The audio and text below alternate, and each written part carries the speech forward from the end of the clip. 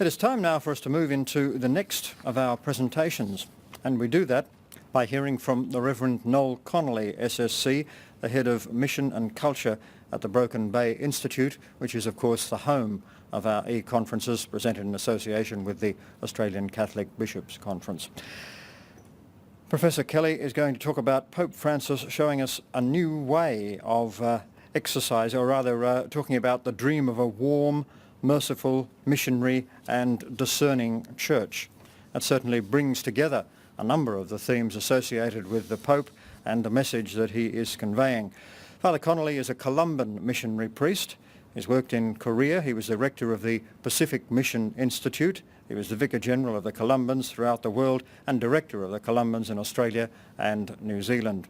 It's a pleasure now to be able to welcome him as we look at what he has to say about the continuing ministry of Pope Francis. Thank you, Mike. And thank you to Monica for such a, I thought, a beautiful and challenging present reflection. And it fits in well with me because I want to begin with a reflection of another woman. I don't even know this woman, but I read an article by a sister from Hong Kong many years ago, which I found extremely thought-provoking and still do. Now, this sister had attended a conference of religious leaders in China. And in the process of the meeting, she met a Taoist holy man and was enormously impressed by this man. So towards the end of the conference, she went up to him and she said, "What do you think of us Christians?" And the Taoist holy man thought, and he said, "I think you Christians know too much about God." I repeat it, "I think you Christians know too much about God." Now, Confucian holy men, Taoist holy men, are famous for enigmatic and thought-provoking statements, but that one really did make me think. He's not malicious. I think what he was saying to us is, you're doctrine rich, but your contemplation poor. You know so much about God, but do you know God? He's also saying, you know so much, do you have anything left to wonder about? Now, it's a fair question for me, and I presume for many other people, but it's certainly not a fair question for Francis. The man radiates God. He knows God deeply and personally in his heart, and that is so obvious. As Archbishop Timothy Costello there brilliantly explained it in the first talk, he is someone who, when Anthony Spadaro asked him, "Who is Jorge Bergoglio?" he replied, "I am a sinner on whom the Lord has turned his gaze." He is a redeemed and free man with a dream. He has been set free from sin, sorrow, inner emptiness and loneliness to experience a joy ever new, a joy ever shared. He wants a joyful, positive and beautiful church. They're not words we normally use. The first thing we can say about Pope Francis' approach to mission is that he wants to present a positive and beautiful message, rather than a critique of the modern world. As a sinner on whom the Lord has turned his gaze, he knows the joy of being loved and wants to share a joy ever new, a joy ever shared. In fact, he goes out of his way to say that we must share this joy or it will die within us. The German philosopher Friedrich Nietzsche, who was one of the founders of the Death of God, was very fond of taunting the Christians that he knew with this. He'd say, "You don't look very redeemed despite the good news." It's not a challenge you can make of Pope Francis. He does look redeemed and happy. Francis warns us that an evangelizer should not look like they have just come from a funeral, or like Lent without Easter. The most missionary thing, I am convinced, the most missionary and thoroughly Christian thing we can do is look redeemed and happy. As Teilhard de Chardin said, Joy is the most infallible sign of the presence of God. Pope Francis has restored a number of words we had largely forgotten. Beauty, joy, mercy, warmth. He uses the word joy. This is the great advantage of having a computer these days. He uses the word joy 40 times in his exhortation, The Joy of the Gospel. And he uses the word beautiful 26 times. He is convinced that the church must present a beautiful face, and that mission is not about winning an argument. Only the beauty of God can attract. The second point I'd like to make about the exhortation and his theology of mission is that he wants a warm church that can dialogue. Dialogue is actually the word he uses the most in the exhortation. It's used 59 times. It is significant, I think, that Francis chose to write an exhortation rather than a more formal encyclical, because he's a pope who wants to talk to us, to converse with us. He seems that he'll converse with anyone. He is a deeply pastoral man who prefers to persuade rather than to legislate. And he is a leader who is not frightened of real conversation, of real questions, and of human frailty. I even suspect he wouldn't mind being wrong occasionally. While in Latin America for the World Youth Day, Pope Francis met with the Latin American bishops, and he spoke to them in a homily about the story of the two disciples leaving Jerusalem and walking to Emmaus. And he makes the point, he likens these disciples moving to Emmaus to the people who have left the church, because they now think that the church, their Jerusalem, can no longer offer them anything meaningful and important. In the homily, Francis doesn't blame the culture. He doesn't harangue against relativism, consumerism, or any other ism. Rather, he calls for a strange thing. He calls for a warmer church. We need a church, he says, unafraid of going forth into their night. We need a church capable of meeting them on their way. We need a church capable of entering into their conversation. Note that it's their conversation, not our conversation. We need to be able to converse rather than to preach. And he warns the bishops, unless we train ministers capable of warming people's hearts, of walking with them in the night, of dialoguing with their hopes and their disappointments, of mending their brokenness, what hope can we have for our present or future journey? We need to be able to show joy. Remember the Taoist holy man. We don't need more and more doctrine. What people need is to know the God that is in our hearts. Recently, the Pope has given a number of homilies in the morning at Santa Marta, in which he criticises those who want to debate everything. Because for Francis, mission is not about intellect, but it's ultimately about the heart, about love, about harmony and beauty. We actually need more mystagogy than pedagogy. As St. Peter in his first letter in chapter 3 verse 15 warns us, if anyone should ever ask us for the reasons for our hope, always be ready to share it, but do it gently and respectfully. People want to know the things that give ultimate meaning to our lives. So we have to ask ourselves, are we still a community capable of warming hearts? The third point about a missionary church. One of the most important words for Francis is frontier. He is constantly challenging us to go out of the church and onto the streets, to head towards the frontiers of life. The Pope is convinced that Whenever our interior life becomes caught up in our own interests and concerns, there is no longer room for others, no place for the poor. God's voice is no longer heard. The quiet joy of his love is no longer felt, and the desire to do good fades.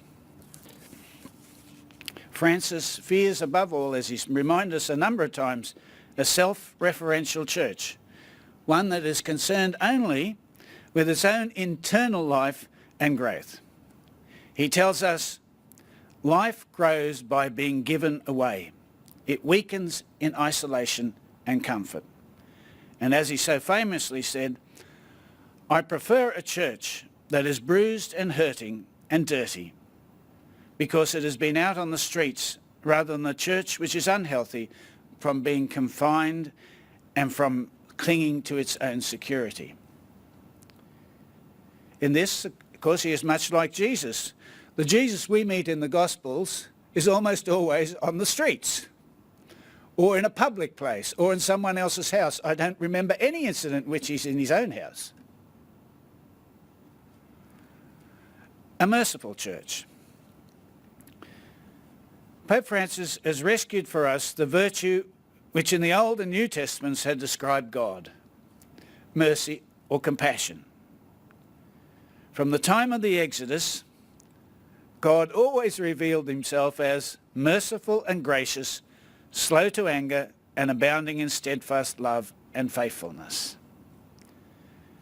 Francis reminds us that rules make harsh judges and that mercy is the greatest of all the virtues, since all the others revolve around it, and more than this, they make up for its deficiencies. We need to heal wounds, not to exacerbate them with our criticisms, our demands, and possibly our moral superiority.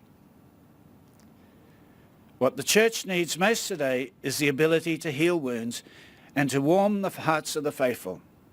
It needs nearness and proximity. I see a church as a field hospital after battle. And this again is just like Jesus. For Jesus, mercy took precedence over holiness and even justice. Jesus, unlike John the Baptist or the Pharisees, Jesus never demanded of people approaching him that they repent before they approached him, or that they went through some rite. He just let them come. And he often was scandalously touched or touched them. Actually, it was his deeds of mercy that aroused opposition and ultimately led to his death. Throughout his ministry, Jesus on the streets saw the beggars and the sick abandoned on the roadside, and he felt sorry for them. He felt compassion for them, and he wanted to make them healthy, to restore them to their relationships, and above all, to set them free from an understanding of God that oppresses. Jesus understood that those who lack everything are also condemned to live in shame without honour and dignity. And if you're poor, that's the only two things you've got left, honour and dignity. And his welcoming them, of course, doesn't mean that he thought the commandments were unimportant. Instead, Jesus knew that the last thing they needed was condemnation. He knew that spiritual progress takes time, and right now they need acceptance, love, and confidence. Grace comes before judgment in the reign of God. And for Francis, I think grace comes before judgment in the church. For the Pope, the church must be a place of mercy freely given, where everyone can feel welcomed, loved, forgiven, and encouraged to live the good life of the gospel. For, as he says, the church is called to be the house of the Father, with doors always wide open. And he goes on later in the paragraph to say, the Eucharist, although it is the fullness of sacramental life, is not a prize for the perfect, but a powerful medicine and nourishment for the weak. I believe these last sentences will resonate in our hearts all this year and all next year as we prepare for the Synod and try to work out how we can welcome and encourage our divorced and remarried brothers and sisters. The fifth point, a poor church that serves the poor. For Francis, reading the scriptures or reading the Gospels is not merely about my personal salvation. Francis doesn't want a fortress church of the pure, the holy and the approved, but he wants an open one that welcomes all and sees itself in the service of the poor, hungry, bruised and those in need, because to evangelize is to make present the kingdom of God. We cannot and must not remain on the sidelines in the fight for justice. And we must have an option for the poor. As he reminds us, it is essential to draw near to new forms of poverty and vulnerability, in which we are called to recognise the suffering Christ. I think of the homeless, the addicted, refugees, Indigenous peoples, the elderly who are increasingly isolated and abandoned, and many others. And he says we must have a special place for the poor. It means working to eliminate structural causes of poverty and to promote integral development of the poor. In putting the poor at the heart of the gospel, of the heart of new evangelization, I think he has done not only a service to the poor, but to new evangelization. To many outside the church, I think it seemed a little bit self-serving when new evangelization was understood to be about bringing people back to the church. Worthy a goal as that is, and I'm not against it, I hope for it, it is not as worthy and biblical and life-giving and credible a goal as to serve the poor. And that's especially true in Australia, where we like to have our religion with the sleeves rolled up. The final point, he wants a discerning pilgrim church. Two critical words for Francis are pilgrim and discernment. In January this year, in a homily at the Jesu, he reminded his brother Jesuits that God is Deus semper maior. God is always more. God always surprises us. We can never capture God, and we do not own God or all God's activities. We must be a pilgrim church, searching always, crossing frontiers and journeying to the outskirts to find God in all things. But if we venture forth from our familiar world of the church, we will need to be discerning people, spiritual people, if we are to discover what God is doing. In an unfamiliar world, the truly spiritual will not be obvious. It won't have a sign on it saying this is spiritual. In fact, we will only know the Spirit if the Spirit is within us. So we also need to respect and search with others and to befriend the world. The church has been traditionally either hostile or naive about the world. Vatican II was the first time we took a positive attitude, identifying ourselves as fellow pilgrims, sharing the joys and hopes, griefs and anxieties of every man and woman, and searching with them for the true, the good and the beautiful, for God, for happiness. But we will also need to have a highly developed sense of discernment to be truly merciful. We will need great powers of discernment if we are to successfully negotiate our way between rules and mercy.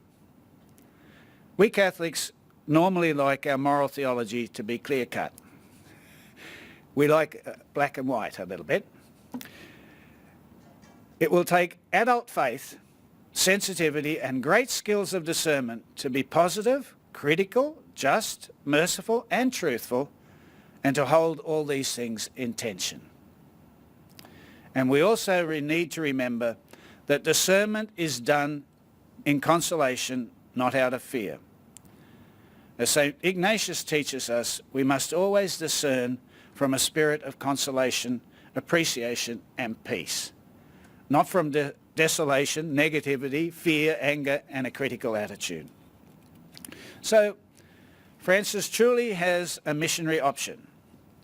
I dream of a missionary option, he says, that is a missionary impulse capable of transforming everything, so that the church's customs, ways of doing things, times and schedules, language and structures can be suitably channeled for the evangelization of today's world rather than for her self-preservation. Well, you cannot accuse Francis of thinking small. He just wants to change everything. But it is a big and wonderful and inspiring dream. I think that's why it excites us. A dream of a joyful, positive and beautiful church, a warm church that can dialogue, a missionary church, a merciful church, a poor church serving the poor, and a discerning pilgrim church. It will be a different church. And the Pope can only do so much. We must help to build such a community, such a church. And that will require of us big hearts, big minds, wisdom, courage, sensitivity, and an expanded humanity. But if we achieve it, it will be a missionary church, and it will be a beautiful and warm one as well. Thank you.